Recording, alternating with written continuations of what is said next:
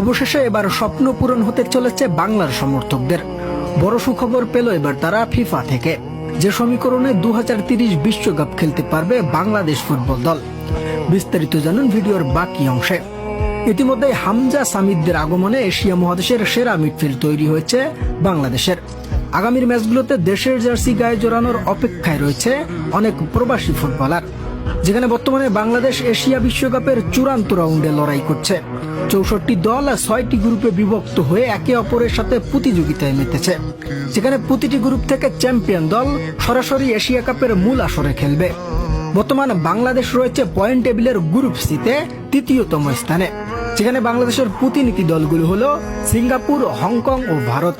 প্রথম ম্যাচে ভারতের বিপক্ষে ড্র ও দ্বিতীয় ম্যাচে সিঙ্গাপুরের বিপক্ষে হারের ফলে পয়েন্ট টেবিলের তৃতীয় স্থানে রয়েছে হামজা ফাহমিদুলরা। তবে ফিফার পরিকল্পনা অনুযায়ী 2030 সালের আগে বিশ্বকাপে এশিয়া মহাদেশের দলগুলোর অনুপস্থিতি বাড়িয়ে মোট 64 দলের আসর তৈরি করবে তারা, যেখানে পারফরমেন্স ভালো করতে পারলে সেই সুযোগ কাজে লাগাতে পারবে হামজা ফাহমিদুলরা। দর্শক, 2030 বিশ্বকাপের এই সুযোগ কাজে লাগাতে পারবে কি বাংলাদেশ দল? জানাতে পারেন আমাদের কমেন্টে।